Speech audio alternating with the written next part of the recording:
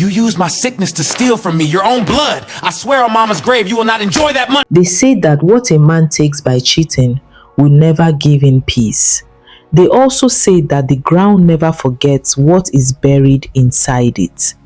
This is the story of two brothers born from the same mother and the same father in Owerri, Imo State. This is the story of how greed makes a man dig a hole for his brother and then fall into that same hole himself. In the busy town of Owerri, on a quiet street behind the old market, there lived a man named Chukwudi Okafor. Chukwudi was the kind of man that people pointed at when they wanted to show their children what hard work looked like. He woke before the sun. He carried loads at the market when he was young. He saved his money slowly, the way a patient man fills a clay pot with rainwater, one drop at a time. When he was 30 years old, he used everything he had saved to buy a piece of land on the edge of town. He built a small house on that land. It was not a big house, but it was his. Every wall, every window, every nail in that house belonged to Chukwudi. Then there was his younger brother Emeka. If Chukwudi was a man who planted seeds and waited for rain, Emeka was a man who wanted to eat the fruit before the tree had even grown. Emeka had soft hands because he did not like hard work. He dressed well and talked well and smiled in a way that made people trust him too quickly.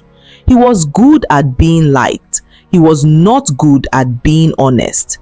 While Chukwudi was building his life block by block, Emeka was looking at what other people built and thinking of ways to take it. The two brothers shared a compound for a time after their mother died.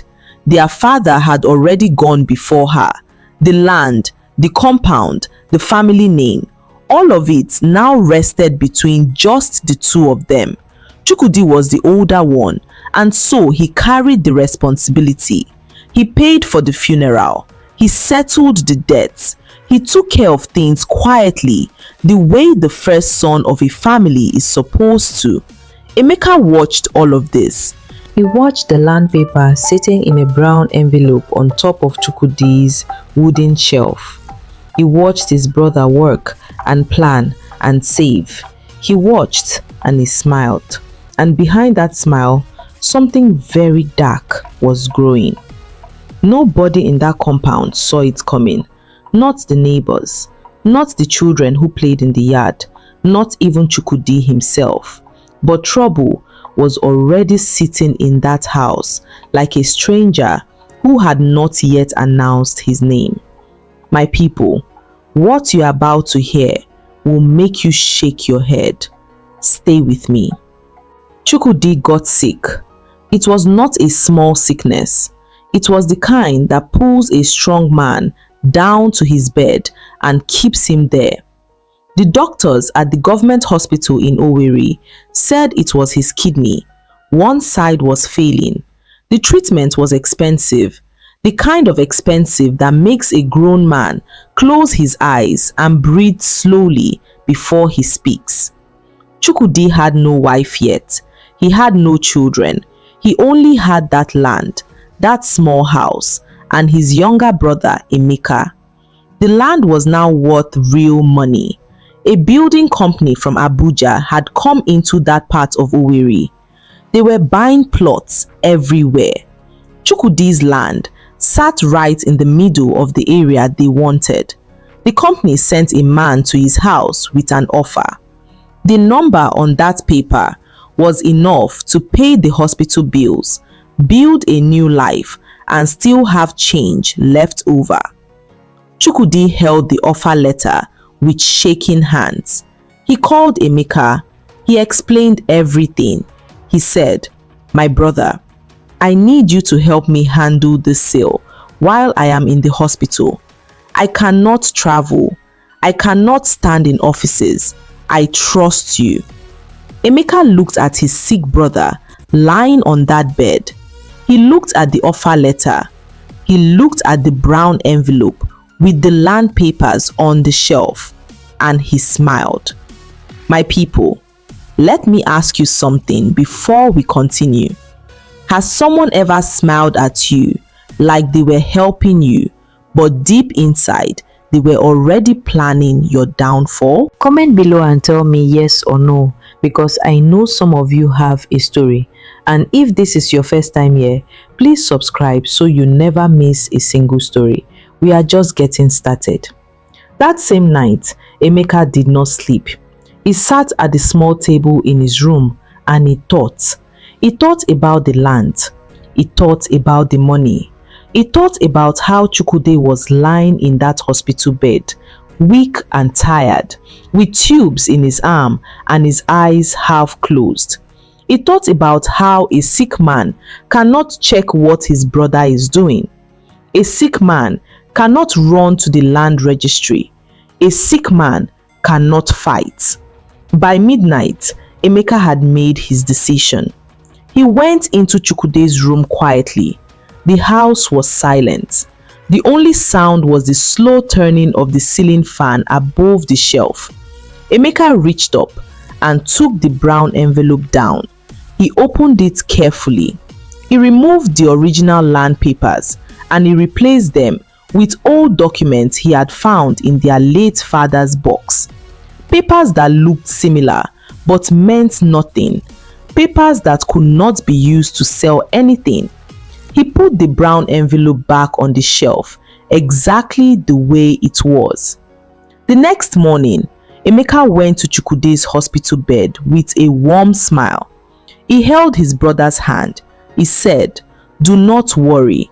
I have everything under control. Just focus on getting better." Chukwudi closed his eyes and thanked God for his brother.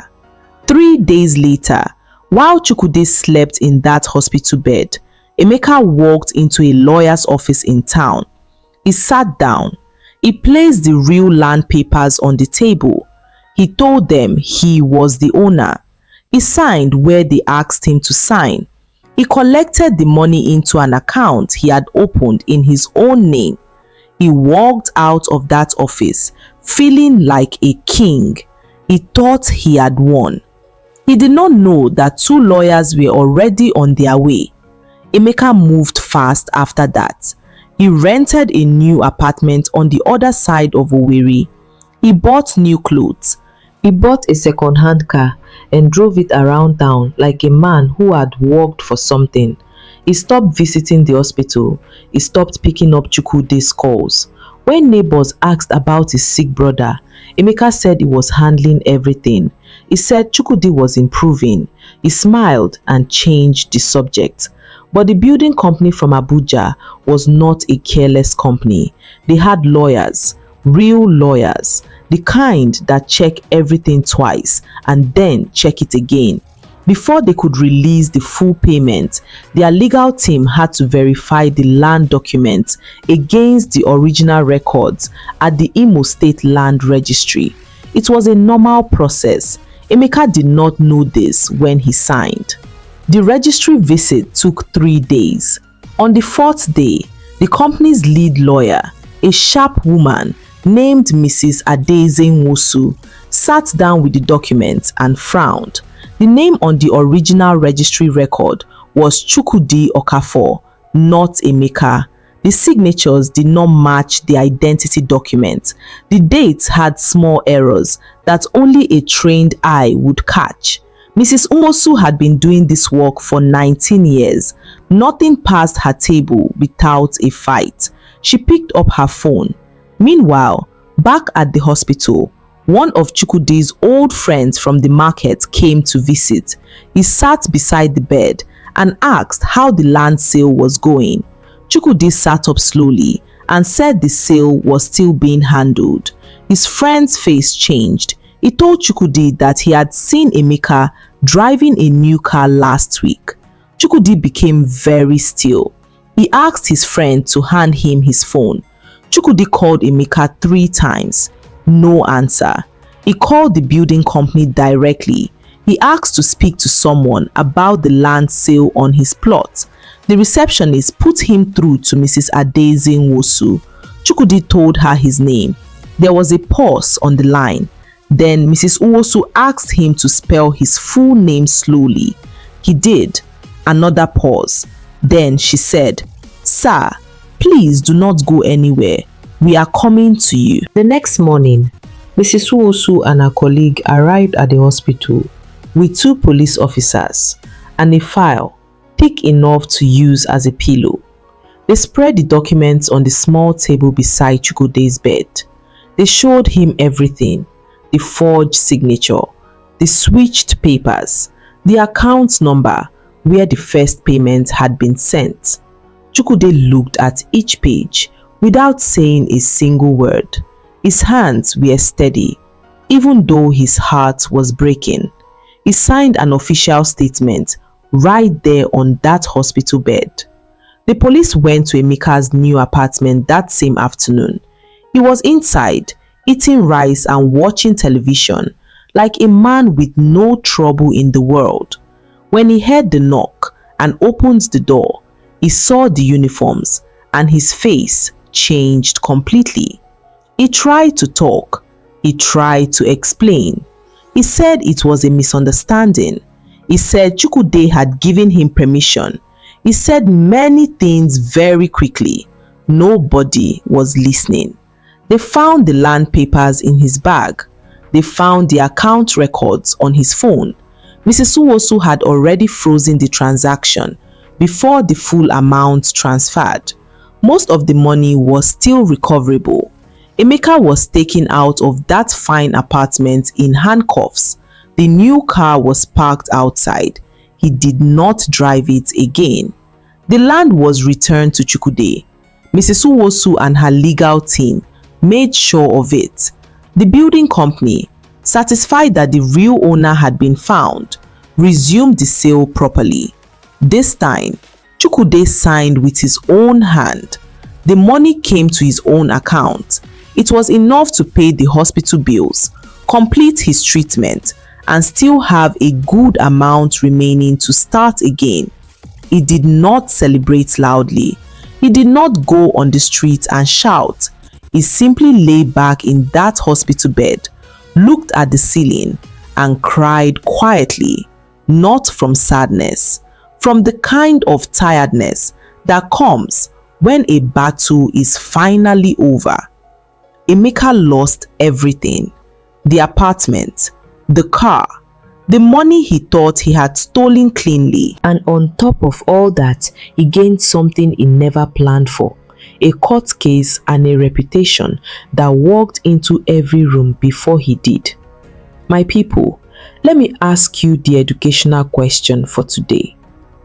What is the name of the crime Emeka committed when he signed land documents that did not belong to him? Drop your answer in the comments below. Let us see who knows their law. Now, let me say something serious before I go. If you are someone who has a brother, a sister, a cousin, or a friend managing something for you right now, may God give you people around you with clean hands and honest hearts. May every document that carries your name reach the right destination. May no sickness be used as an opportunity against you. And may every Emeka in your life be exposed before they can finish what they started. Comment below, like this video, subscribe for part 2, because the court case is a whole other story. My people, we will see you next time.